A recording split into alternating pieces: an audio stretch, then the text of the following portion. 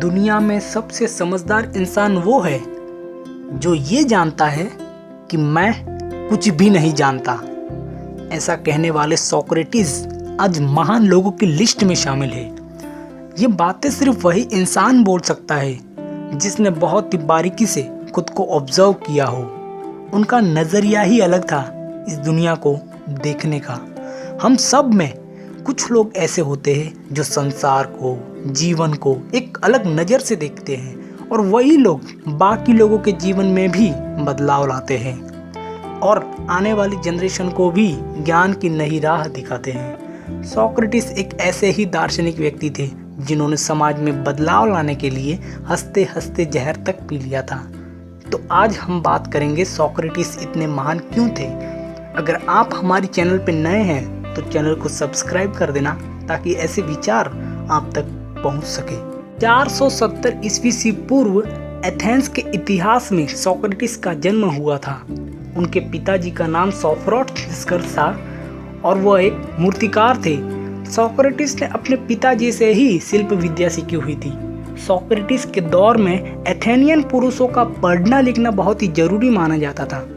Socrates को बचपन से ही ये म्यूजिक, पोयम, खुद के विचारों में खो जाना ही बहुत अच्छा लगता था और अपने पिताजी की हेल्प भी किया करते थे। लेकिन कुछ ही समय में उनका ये शिल्प विद्या से मन उब गया था। फिर जैसे जैसे पढ़ाई के आधार पे उनका ज्ञान और उनकी बुद्धि विकसित होती गई, वैसे वैसे उनका मन सत्य की खोज में भटकने लगा।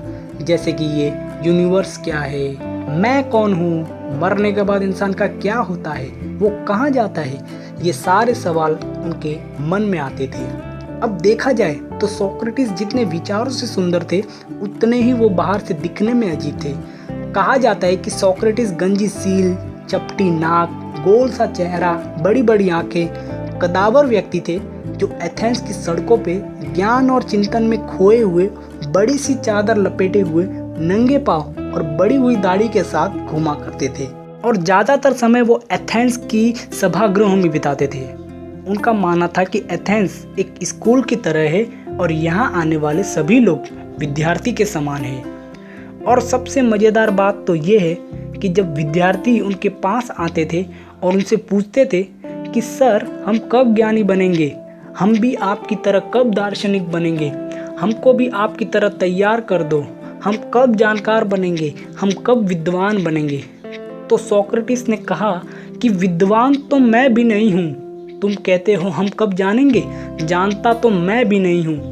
मेरे दर्शन को अगर सीखना है तो उसमें आपको सबसे पहली बात यही सीखनी होगी। और वो पहली बात बताता था। सोक्रेटिस कहते थे, मैं कुछ नहीं जानता हूँ ये सीखो, मैं जानता हूँ ये मत सीखो।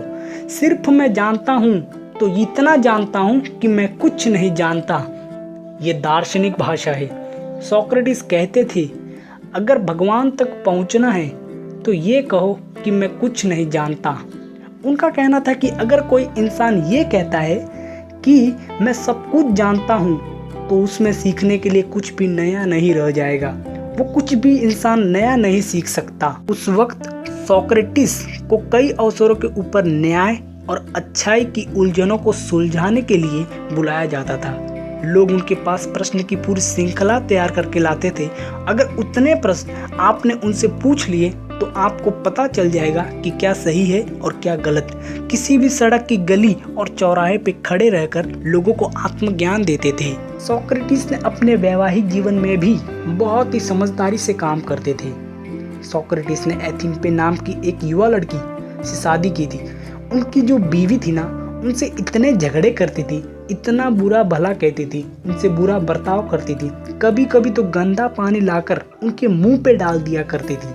लेकिन सोक्रेटिस कुछ भी नहीं कहते थे। उनके शिष्य उनको बोलते थे कि आपको सहन ही नहीं करना चाहिए, आपको बोल देना चाहिए कि ये क्या कर रही हो। लेकिन सोक्रेटिस कहते थे कि नहीं नहीं नहीं, अगर मैं इसको सहन कर सकता हूँ तो मैं दुनिया में किसी को भी सहन कर सकता हूँ, ऐसा कहते थे। पुरानी सोच को बदलने की कोशिश मत करो, नई सोच बनाओ। उनका कहना था कि हमारे माइंड में कुछ पैटर्न बन जाती है, किसी बुरी चीज़ की आदत लग जाती है, तो वो कहते थे कि बुरी आदतों को बदलो मत, एक नई आदत बनाओ। और इसी तरह उन्होंने आत्मा का स्वरूप, प्रकृति का सच, मृत्यु का सच, ईश्वर तक पहुंचने का मार्ग, धर्म, ऐसे कई सारे विषयों के ऊपर लोगों को बिना डरे सच्चाई बताते थे। सोक्रेटिस लोगों को सच दिखा ही देते थे। उन्होंने कभी भी अपनी बातों को, अपने विचारों को, उनके साथ हुई घटनाओं को पन्नों के ऊपर कभी भी नहीं उतारा। अगर सोक्रेटिस के प्लेटो और एक्सनोफोर्ड जैसे शिष्य नहीं होते तो शायद आज दुनिया सोक्रेटिस की महानता के बारे में नहीं जान पाती। अगर आज दुनिया सोक्रेटिस को जानती है तो प्लेटो द्वारा रचित किताब अपोलोजी में लिखी हुई संवाद की वजह से। उन्होंने कहा था कि राजा जो होता है वो भगवान का स्वरूप नहीं होता है, वो प्रजा का सेवक है। प्रजा की सेवा करने के लिए उसे चुना गया है और वहाँ बिठाया गया है।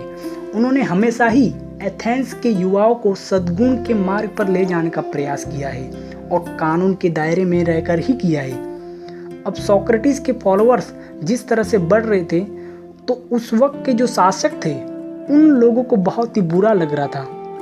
उन लोगों ने सोक्रेटिस के ऊपर ये आरोप लगाया कि ये ईश्वर विरोधी बातें करके युवाओं को भ्रमित करता है, उन लोगों को गलत मार्ग पर ले जाता है। उन पर मुकदमा चला और सारी बैठक हुई। सोक्रेटिस ने अदालत में कहा, मेरे पास जो कुछ भी था वो मैंने एथेंस वासियों की सेवा में लगा दिया।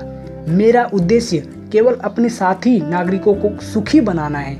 और जहां तुम लोग सत्य की खोज तथा अपनी आत्मा को श्रेष्ठतर बनाने के बजाय संपत्ति और सम्मान की ओर अधिक ध्यान देते हो, क्या तुम्हें लज्जा नहीं आती?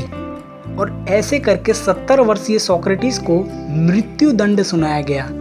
जब उनको मृत्यु दंड सुनाया गया तो एथेंस में धार्मिक उत्सव चल रहे थे, इसलिए ये सजा 1 महीने बाद देने वाले थे। तो सोक्रेटिस को बेड़ियों से जकड़ करके कारावास में बंद कर दिया गया। उनके प्रमुख शिष्य प्लेटो ने कहा कि हम आपको यहाँ से भगा ले जाएंगे। सोक्रेटिस ने कहा कि नहीं, हाँ ये बात बिल्कुल सच है कि मुझे गलत मृत्यु दंड दिया जा रहा है, मैं अपने कानून के नियमों को तोड़ना नहीं चाहता। तो इस तरह से उन्होंने कानून तोड़ने से अच्छा जहर पीना समझा और अंतिम समय में सोक्रेटिस ने मृत्यु को शरीर से आत्मा की रिहाई के रूप में वर्णित किया। तो ये थे सोक्रेटिस।